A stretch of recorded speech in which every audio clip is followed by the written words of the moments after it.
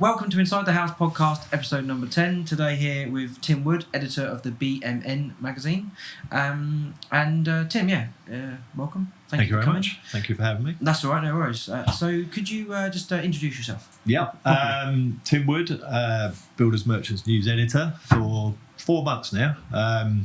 So relatively new to the merchant sector, but not relevant, new as far as the industry itself, because I've worked previously for Heating and Plumbing magazine. Comes out every month. Did that for 10 years, so it's like a natural fit for me to come out to the merchant sector. Dealt with installers and plumbers, construction workers, the like, who visit the merchant. So interviewing them, finding out about their experiences of working in industry. And now I'm on the other side, so to speak. I'm talking to the suppliers, the buyers, independents and the nationals, CEOs, the managing directors, the chairman, etc. So it's a really interesting time at the moment. Thoroughly enjoying it. Yeah, it's good. Well, we're seeing a lot of change in the industry and a lot of change in the sector, which I'm sure we'll cover today as well. But from your beginnings, I'm always interested to find out, as one of our sort of standard questions, what did you want to be when you was a kid? What was your sort of dream job maybe when you were sort of 10 years old or so? What did you want to be? I didn't have a clue. Okay, in all cool. honesty. I think I made my decision when I was taking my O-levels. I want to take a couple of A-levels, so I did a journalism course for 2 years, which incorporated 2 A-levels, communication studies and English, and then I did an NCTJ exam, then I did an NVQ, and it kind of evolved from there. I worked on local papers, and then I decided to go travelling, which I thoroughly enjoyed, and then came back and I joined a trade magazine, Heating and Ventilating News, which is the mid-90s now, and I have been in that sector ever since. Okay, cool. As far as my career choice, didn't think I was going to be a journalist, didn't have a clue, but no regrets, love it. It's a great industry to actually have a blank piece of paper and be able to come up with an idea and write about a company or an individual is great to actually see your work with a byline on top. It's very satisfying. Yeah, no, that's interesting. You didn't have a clue what you want to be, and you sort of evolved into a job that you love as well. So it's not banging your head against a brick wall and doing something you don't enjoy. No, I never felt I could go to university. None of my family had ever been to university.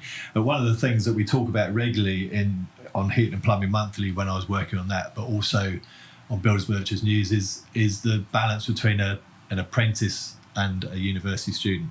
What is the best way to get into a particular sector? Do you do a degree or do you go down the apprentice route? And to be honest, from the people I've spoken to, the training organisations, the manufacturers, the trade associations, the apprentice route is where I would go. If I was rewinding my career back 30 years ago, I'd go down the apprentice route and probably join this sector because I know so much about it.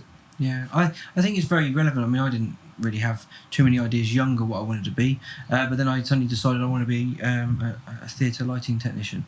I did that for a little while, but then just fell into my job at Grant & Stone as a salesman, and then moved on to here at Trading Depot. And you were there 20 years, Darren. Yeah, I'm still here. Yeah, I'm still here. I mean, from that point of view, it's like Grant & Stone being the bricks and mortar side, and Trading Depot being on the online side, and obviously a shift 3 years ago to move over to this. So it's, again, I continuously evolve in different roles within the business, doing sales and stuff. And that's what you say, it's exciting industry because there's so many different areas. We mentioned it earlier, didn't we, just chatting. There's so many different areas in this sector. Yeah. If you're in a builders merchants, you could be doing on the counter, yard, driving. There's so many different areas. Yeah. I've done a few interviews since I've arrived on BMN, and I've visited the smaller supplier. I've visited the major manufacturer. I've done some business profiles with various people, and there is that variety within a merchant or a supplier group. You can drive a forklift truck. You can do you can be in human resources. You can work behind the counter. You can actually develop yourself. You can. There is a career path, I think, within the merchanting sector that you can start off right at the bottom, but make your way up. One of the people I spoke to had a dream that he wanted to have his own company, and within 7 years had achieved that. So you can have a dream, and those dreams do come to fruition if you've got the nous and you've got the skills, etc., and the funding perhaps as well, to help you along the way. Yeah, definitely. I mean, and it's not easy, is it? You've got to work. You know, that's one thing I think a lot of people forget. I want to own my own business, but I don't necessarily want to put the work in. There's so many things that you have to look at all the the various parts of it. I think with the guy I spoke to, he had all the parts in place, but he wanted to become part of a buying group. No, there was a real need for him to find out as much as he could about the buying group. But now he's done so well, he's become one of the founder members of the particular buyer group, and he just enjoys the experience. He enjoys all the benefits of being with the buying group. He's taken it into his business, and he's increased his turnover, and is very, very successful in that 7-year period. And that's what the merchanting sector is all about. You can start off with a small acorn, it will grow into a massive tree, and the world's your oyster, really. And it's also the same when you say on your previous magazine when you were doing with plumbers as well, and plumbers, electricians. A lot of them will fall into the job, be an apprentice, work their way up, then eventually they'll get to a certain level, maybe train, go on their own, and then they're on their own. They might move up and they might employ a few people. Next thing you know, 10 years have passed and they're running a plumbing heating installer company. Exactly. Yeah. I mean, there are so many opportunities. I've spoken to so many plumbers, installers over the years, and they do start off, and they start off as an apprentice as a company, but with the training they get, the apprenticeship they serve, within 3 or 4 years they are then running their own company, and they can be their own boss. They can work their own hours. They can take on jobs. They can develop a website. They can use social media to gain traction. But a lot of them, they do such a good job in the industry that they are rewarded by people recommending them. They don't have to advertise, a lot of them. They do it because they're so successful at their job. So there's so many opportunities in not only the merchant sector but also the heat and plumbing side to be your own boss. And I think that's what a lot of people do when they set out. Yeah, definitely. So, well, thank you for that. That was really good. I suppose one of our subjects today we were talking about, what was I saying, the merchant, traditional merchant versus the online is one of the things we was going to hopefully talk about, and just wanted to get your take on where you see that, and that was I think the days are gone where the one-man band or the small company can actually go into a merchant nowadays and have a chat with the guys behind the trade counter, to have a cup of tea, maybe to talk about the football results from the night before.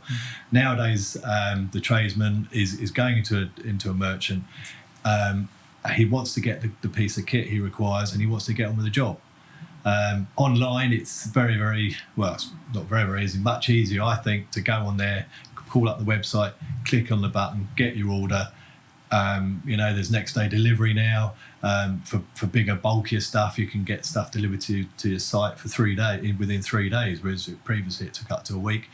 The industry's evolved. There are 2 ways of operating. You can have online, but if you want to have a conversation, you want to learn more about the industry, you want to catch up and build up that personal relationship with the branch manager, people will still, if they had the time, still prefer to go in, I think. Yeah, but it's the same with anything, it's the same with the high street at the moment. People maybe want to have the interaction with the high street, the person, the customer, the manager or the people working behind the counter. They haven't got the time to go to the high street, park up, walk to the shop anymore. So they're ordering from home. But you're losing that special relationship that you build up with people. Yeah, I mean that's our fear across our group as well, I suppose. From Grant & Stone's perspective, we're very much traditional merchant, and like you said, go in, have a relationship, have a cup of coffee, go in and do all that. And from a trading depot's perspective, it's all about the ease and simplicity of trying to get it ordered quickly, efficiently, know it's in stock, get it delivered, say next day, same day. We do same day now into London. All this sort of stuff is evolving. That's the sort of Amazon effect, where Amazon's sort of pulling more pressure on consumers. What a consumer's expectation is given today by Amazon, really. How they can check stock, know it's available, the price to a certain degree. But the biggest thing is the availability and service, and that's the bit they always used to get from the traditional merchant as well. So we tend to find, for us, that we've kind of covered both of them across 2 separate companies. But I think it's choice. You do want to be able to offer choice to your customers. As I said, it's all about. Today's world is so much quicker. It's everything. It's when you're answering the phone. You don't have home phone numbers anymore. And when children sometimes or kids are now going to start an apprenticeship, or they're applying for a job, they don't have the basic skills of being able to answer a phone, because it's not there in the house anymore. It's not like 20 years ago where the phone was picked up, people would have a conversation. I've spoken to some branch managers, and we did a round table and we spoke to them about trying to recruit youngsters into the merchant sector. It's a very, very difficult thing because they haven't got the basic skills. Basic skills of communication. There's problems with spelling because the young people nowadays are not spelling properly because they're using text. They're not writing so much. Once they leave school, they don't have to write. So there are problems getting people into this particular sector as well, I think. Definitely, that's another issue. It is. I mean, if you look at the I call it sort of omni-channel, I think where we cover it under two different areas, kind of for local builders merchants, local plumbers merchants, and that they kind of need to cater for both sides of it. So you've got the plumbers merchants can have the traditional, like you say, come in, see the branch manager, get the relationship, but that's fine when you've got time to do it today. But when you want to be fast and quick and want to get in and get out, or you want to do click and collect, or you want to get it delivered to the site or your location, or you've got several guys within your team, you're employing these several, like 5 guys or whatever, you might want to have them be able to go on order all the parts they want and see what's being, so they can see what's being ordered for those jobs, be able to invoice quickly to get their money in. Builders merchants, they don't really help us with that, in as much as that they don't have the facility and the technology to plug into their systems. I think merchants are looking out for a special deal. I remember going to see a company in South Korea called Navian UK, and they were trying to come in and take on the big boys within the boiler market, and they had a relationship with Plumbase, national merchant. And the whole idea was that they would offer exclusivity to Plumbase. They would then stock the Navian boilers and all the kit that went with that. And it would encourage people to enter the Plumbase premises because it was offering something new. I think if you go into a merchant and you can offer some product that isn't available in other merchants, you get that exclusive deal.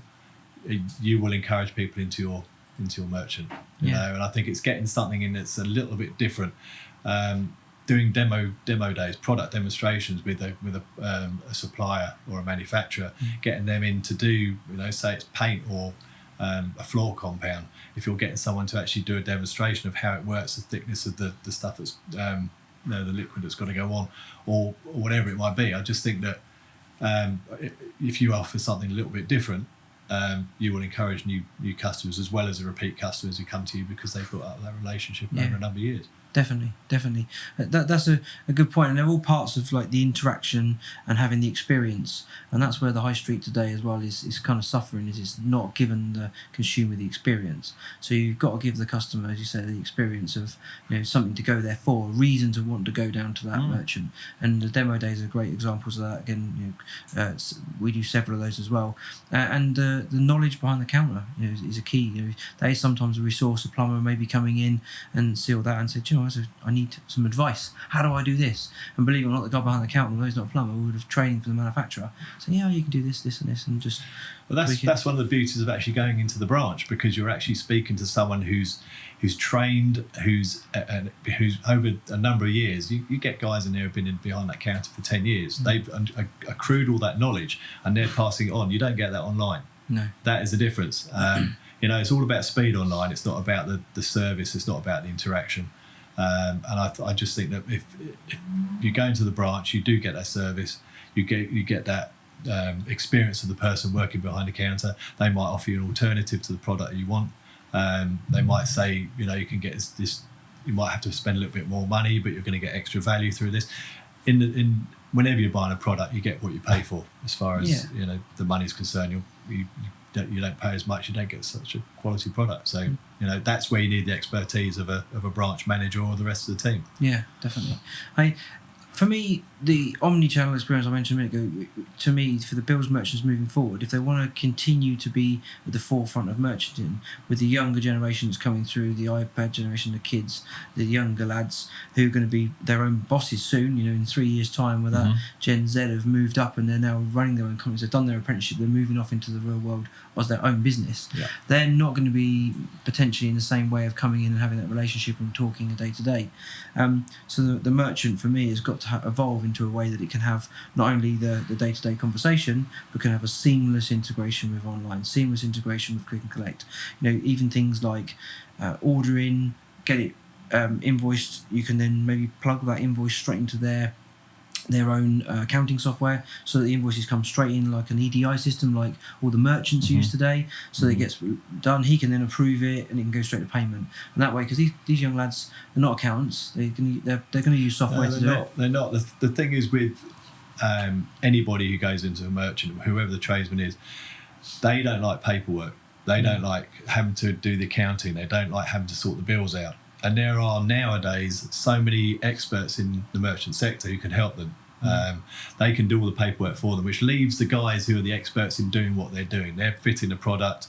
They're going to a house doing a job, and they want to get out. They don't want to spend the time when they're not very good at it. It's not their first skill. They don't want to do all the nitty gritty. It's an essential part of the job, the paperwork, which you don't get paid. Or the accounting and everything, but there are experts there, and they should use those experts. There are many companies that are wanting to help. They provide very good services at competitive prices. So the tradesman or woman has got to tap into the expertise of those people who have got the professionals to do. I think younger people will, to be honest. I mean, the older guys who set their own business up tend to have done everything themselves and tend to be a bit more disorganised with their paperwork, which was an advantage to merchants anyway, traditionally. Whereas the younger lads, I think, will use, or younger men, women will use technology to assist them, or other outsource it, because they're so much more used to that kind of concept anyway today. Whereas, we were talking earlier, weren't we, about the beauty of having a father and son team, or a father and daughter. You've got the two members of that particular team. You've got the dad or the mum who's very, very experienced. They've been doing the work for 30 years. They know no other way of just going out and getting a job done, moving on to the next job. Then you've got the mother, the daughter or the son who will become part of the family, and they will be able to do the social media side, the omni-channel stuff. They'll know more about all the modern technology that the dad or mum will probably think, I don't need to learn about that at my stage of my career.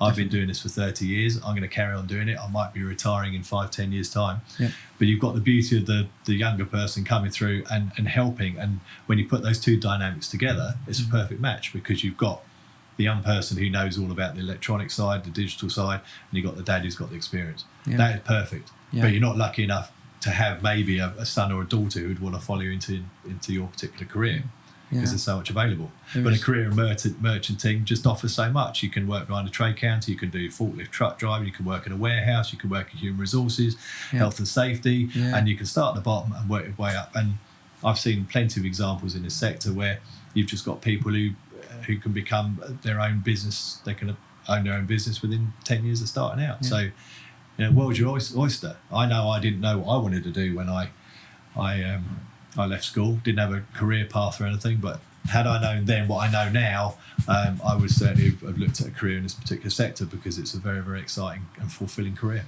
Yeah, definitely. And where do you think it's going to be in the future? What's your sort of thoughts with the future of the omni-channel and online and bricks and mortar?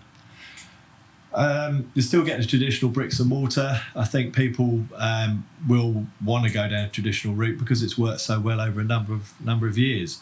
There are always going to be challenges. All sectors are going to have to evolve. I think they're going to have to look at different ways of operating, the different ways of adding value to their customers, to retain the customers that they've built up. So there will be you will have to go down and look at the sort of the omni-channel and the digital route. As I said before, there are the experts in that. You don't have to just go in and think, crikey, what do I do? Where do I start? You've got people who can develop websites for you, who can, just generally help you in any form, any ideas where you just feel uncomfortable about.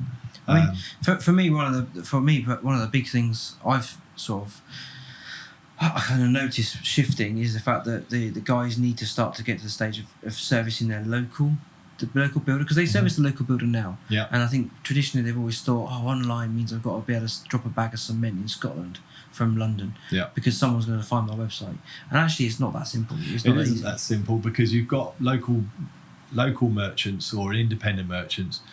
Even the nationals have got branches all over the country. It's become more of a regional thing. You want to know that if you need something and you want to pop into the branch, you don't want to do it online, that there's a branch 2 miles away from where you live. There are some companies that I've spoken to in the 4 months since I've been on the job. They are region specific. They might just want to be in the south, or they might just want to be in the north, or they look at the opportunity on a region by region basis, whether it's going to add value to the business, because otherwise you're stretching the manager of the store. You can have store managers in the south, or you're going to get people who are going to want to develop and go up to the north as well. Probably not. So it is providing a local service, and it's very, very much similar to the high street. In the old days, you used to get a butcher, a baker, and a candlestick maker in your high street. People would go to the high street because they build up relationships with those individuals. Yep. It's now gone, all those sort of services, not necessarily candlestick making, I grant you, will not go in. You will not find them in a national supermarket. So people have built up that relationship, and it was taken away by being put into a major supermarket. But I just think the merchant sector has to evolve. It has to retain the customer, and just be there for people when they they do want a service. Yeah, I mean, if you look at the companies that are doing well, I mean, Selco, from a point of view of using the one price model, for want of a better word, that seems to be a good model that people seem to be adopting, and even a few local merchants have just recently adopted. Like small family businesses got 2 or 3 branches instead of having the traditional merchant structure of everyone has a different deal for pretty much every price group category. They've gone for the one price model for all the customers, maybe 1 or 2 different tiers, but it seems to be much more streamlined, very similar to the Selco model. Yeah, I think you need to make sure that you have the right product, but you don't have too many of that product. It gets confusing if you have too many sizes, too many colours. People just want to go in and choose from a smaller array of products. Otherwise, it gets very confusing. Yeah. So I think you've got to speak to your customer. You've got a load of people who use the merchant on a regular basis, getting feedback from the people that are actually there and have used your services for years and years and years. I think you need to tap into why they keep coming, but what they're looking for. Yeah, definitely. That kind of covers a bit about what customers want, because customers are changing, customers are evolving, their buying habits are changing dramatically. If you go back over the last few years, that's changed so much, and it's led by their consumer habit. I think the consumer buying habit has changed dramatically, and that will eventually move into the merchant side as well. It's a time factor, Darren, in all honesty, because we haven't got time. Everybody's stretched. That's what mobile phones are for. I commute to work on a daily basis. Half an hour I'm looking at my emails. I'm continue looking at my my Outlook to see what's happening, and I'm looking online. I'm looking at social media just to try and find out what is going and what I'm missing.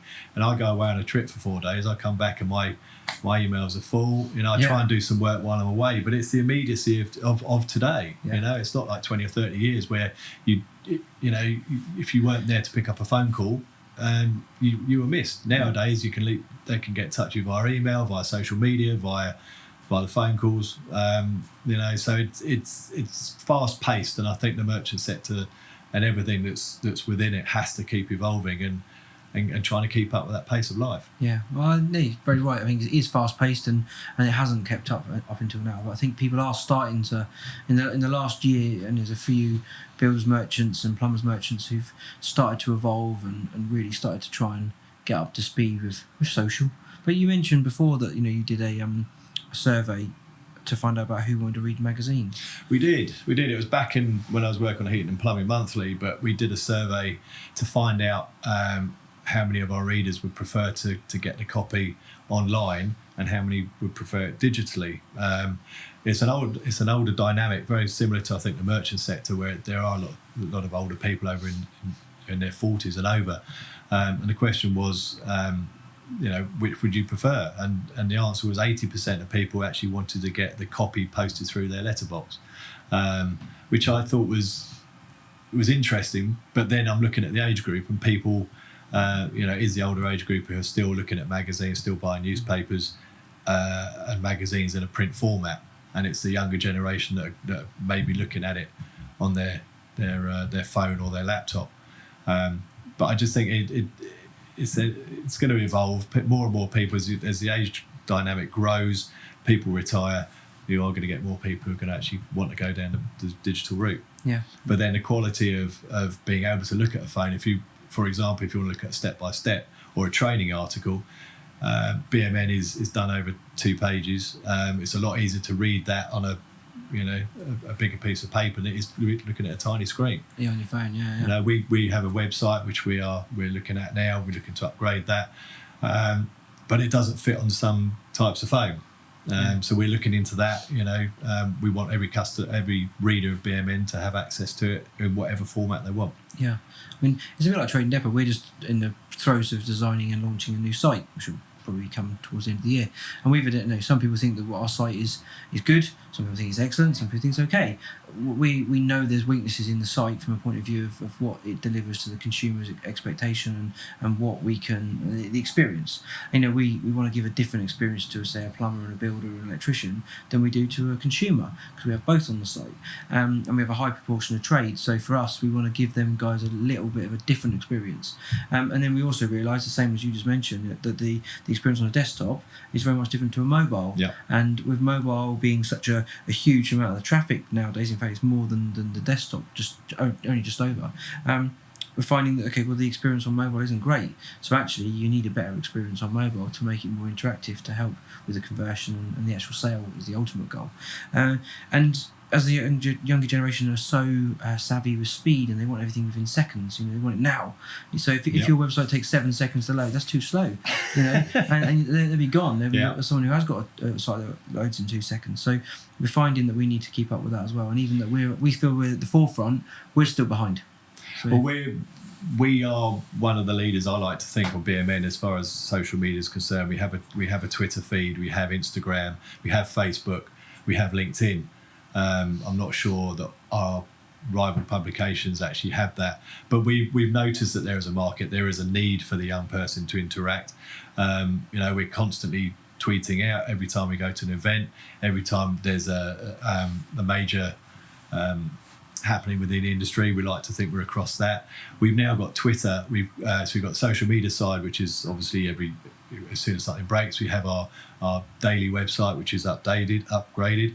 We also have the magazine, which comes out every month, and we're right across it. People want little snippets of news on newsletters, or they want the full-blown version of a feature within a magazine. Yeah. We are offering everything because we need to. It's when I first started out in the industry 25 years ago on heating and ventilating news, we did a weekly magazine. That was it. Yep. Well, and then when Heating and Plumbing Monthly, I did a newsletter and a magazine. Now you have to be across everything. So we are learning on the job effectively. Yeah, you've evolved and you've got an omni-channel experience, which is what the industry probably needs, to be honest. I think it's getting there. And video is a huge area. We produce a lot of content now on video because, like you mentioned, sometimes things aren't always ideal for the mobile phone screen size. So you need to then produce video content to bring, because we don't have a publication that we can put it in. But from our point of view, video is the next best thing, because a video speaks 1,000 words. Only the other day I was trying to replace some batteries on something, and it was on the wall, was my alarm system, and couldn't get the thing off, because if you take it off, the alarm goes off. So how do I do it? So I just went onto the internet and googled it, and so there's a video of how to do it. So I watched the video. It was a 55-second video. It's done, easy, up on the wall. I ain't got no manuals to read. It was done. So But Google is a wonderful thing. If you need something to be answered, any question to be answered, Google it. And you will find out. You can go into YouTube, and so many companies within the merchant sector have their own YouTube channel, or their content is available on YouTube. When we hold industry events as well, which are BMN branded, which we do in partnership with other people within the merchant sector, we have to have the various formats with that. I said to you earlier on, when we did a round table recently, first of all we interviewed everybody who was taking part to get their take on the sector, but where they had come from. So a small snippet. So that was the first minute and a half, 2 minutes was about themselves. We videoed the round table. We made notes from the round table. We tweeted out the best bits from the round table. And then I did a 4-page write-up on it. Yeah. So in the old days, it would just be the 4-page write-up. You wouldn't have the social media, you wouldn't have the video, you wouldn't have the audio. Yeah. And that was so well received by the industry, because all the women that were taking part in that particular round table were tweeting it out. The companies they worked for were tweeting it out. The sectors they were working in were tweeting it out. And it was liked. And then obviously with likes and all that sort of thing that goes with it, it just raises the profile of us, but of the women involved. Yeah, good. So it's not just about what you can read in a magazine. Sometimes you go on a website and you get a shorter version of the what appeared in the magazine as well, because people might not have the time or the energy to read a 4-page review of a round table. So little snippets. Yeah, the world is evolving. Definitely. Within the merchant sector, I think there's one of the things that I've certainly learnt a lot about in the 4 months since I started was the role that women can play in the merchant sector as well. Obviously, they make up 50% of the population, so why not and use their skills and their knowledge and their expertise in the merchant sector. I took part in the round table. It was one of the first things I did within my job when I first started. And there were so many women there who had their experiences, who were prepared to talk about their experiences as far as how the merchant sector had worked for them or affected them. There were women who had joined as branch managers, and there were those that were in really, really top positions, and they all said they loved the industry. They've had so much support from the men they work with, and the women who, it's like a little network within the women. They all want each other to do very, very well. Yeah, definitely. There was one particular lady that I spoke to, and she said that there is this old boys network where some of the women think that they have to play golf, or they have to stay up till 4 o'clock in the morning drinking to seal that deal. Yeah. And they don't want to have to play party to that. Their mums or their wives, and they just don't feel that they have to do that. They are as good as any man if they're a sales manager, and they feel that they offer a really good alternative. Yeah, I've seen. Obviously, I've been in the industry for 20 years, and I suppose from my perspective, I've seen there's a huge shift in a lot more women in the industry. When I joined, there was only a few women at head office doing admin roles, and now you've got women as managers. Say for here at Trading Depot, the manager of Trading Depot is a woman. You've got several in the offices here. At Grant Stone, you've got women in the yard, in the offices, in the trade counters, in the warehouse. It's sales managers, so area sales managers. So from that point of view, it's definitely evolved dramatically over that 20 years. It's probably not quite perfect, but it's there's a long way to go. Again, I listen to the ladies on the round table, and they said that there was one company that hired a female forklift driver, and it was great because she was all over social media. Mm-hmm. It raised the profile of women in the industry. It raised the profile of the company, but it should be the norm. You shouldn't have to worry about whether you've got a woman on board or a man on board. They can all do a perfectly good job. Yeah, and it's like you don't need to sort of you really just need to look at the best person for the job. We shouldn't be just putting women up in front of people and saying, oh, we've got a woman. It's got to be the best person for the job, whether it's male or female. Yeah, definitely. So I think that's something that could be done going forward. Get more women in. The experience that I've had, they are they love the work. They are well supported. They're very good at it. They win awards for it. Yeah. So there should be far more women in the industry. I think also you think go back a long time when there wasn't very many. I suppose it would probably be more intimidating for someone to want to enter the industry because they would have been very much the only one in the branch or the only one in the company. And now, as there are more, it makes it more comfortable, I suppose, as well. As cultures have changed and attitudes have changed. Yeah, I mean, there was one of the ladies who was 20, I think, doing the round table, and she said that initially when she went in, she felt very, very intimidated. Yeah. But she learned to do her job, and she ended up being a very well respected member of the team. And she looks back on it with, she laughs sometimes as to how it was, but she's just come out the other side, and she's become very, very good at her job, and which is what everybody thrives to do, be as good as you can at it. It doesn't matter whether you're male or female. Yeah, exactly. Yeah, good. Perfect. Tim, thank you very much for coming on today. You're very welcome, Darren. Thank you for having me. It's been good having a chat about the world, as it were. Absolutely. Yeah, as I said, I've only been on the publication for 4 months, so there are going to be areas there that I haven't maybe got as much experience of other people who've been in the industry for 20 or 30 years. It's my view of what I've seen over the past 4 months, and I think the merchant sector is doing very, very well. It's thriving as an industry. The enthusiasm of the people, the experience of the people are making it a fantastic sector to work in, and I enjoy meeting up with people like yourself and the other major players in the industry. So may that continue for me. Perfect. And if people want to get in contact with you or the publication, what's the best thing to do? Contact me on my email address, which is t.wood@hgluk.com. And then I will come back to you straight away with anything. We can also go, all our details, all the editorial team and the sales team are available on our website. Just Google Builders Merchants News, because it is being revamped, our website at the moment. So, it's taken a bit of time to do that, but we want it to be right. That's going to have a lot of the omni channels within the content of that. We're going to have blogs and forums and vox pops and things on there, so that'll be worth the wait. We're all on Twitter as well. So brilliant. at Builders Merchants News. Perfect. Thank you very much. Thanks Cheers. a lot, Darren. Thank you. Appreciate it.